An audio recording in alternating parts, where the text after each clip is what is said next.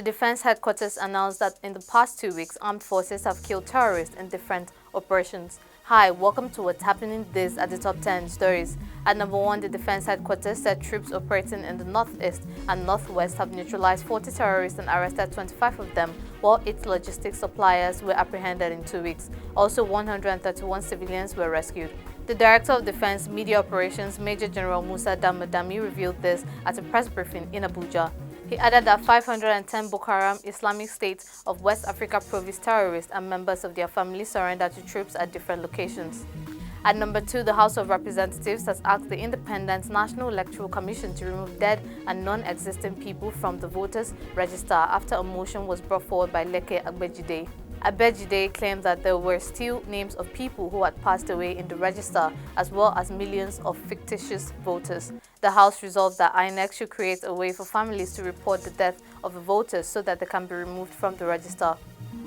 At number 3, the HEDA Resource Center, an organization focused on anti-corruption, is urging President Muhammadu Buhari to establish the National Council on Public Procurement as outlined in the Public Procurement Act. They believe that having this council in place would prevent the Federal Executive Council from illegally interfering in public procurement and contract approval. The Public Procurement Act was developed to decrease government procurement fraud, restrict political influence over contract selection and procurement, and improve accountability and transparency. At number 4, the Director General of the National Agency for Prohibition of Trafficking in Persons, Professor Fatima Waziri Aziz, revealed that Nigerian women working in Iraq are being exploited in various ways. She stated that most of these women work as domestic workers and are exploited daily. Due to this, many of them are requesting assistance to return home. NAPTIP said it is investigating rogue labor recruiters who recruit Nigerians for domestic servitude in Iraq. At number 5, the Nigerian Army has announced on Thursday that they had rescued 2 girls who were abducted by Boko Haram in 2014 from the government secondary school in Chibok. The girls, Hawa Maltha and Esther Marcus, were rescued along with Hawa's 3-year-old child. They were rescued by troops during operations in Lagara. The army also revealed that Hawa had gotten married while in captivity. At number 6, the 2023 National Population and Housing Census has been postponed in order to ensure that the new President-elect, Senator Ahmed Bola Tinubu, accepts and takes responsibility for it.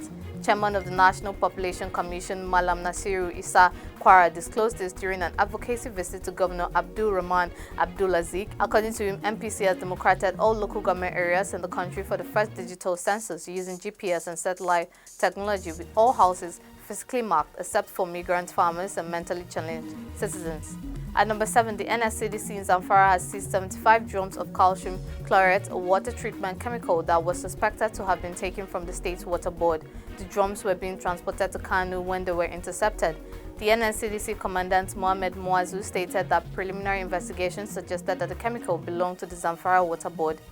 At number 8, Borneo State's Commissioner for Construction, Rehabilitation and Resettlement, Mustafa Gubio, stated that there is still no set plan to reintegrate repentant Boko Haram fighters back into their home communities due to fears of reprisals from community members who have lost loved ones in the hands of the ex-combatants.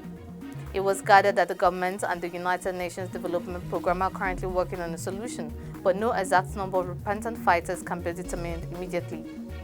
At number 9, the Governor of Cross River State, Ben Ayade, has appointed 5 new permanent secretaries into the state's public service just 25 days before the end of his administration. The directors were elevated to their new positions, which were approved by the governor, according to a statement by the head of service, Timothy Akwaji. The appointments will become effective from April 27, 2023.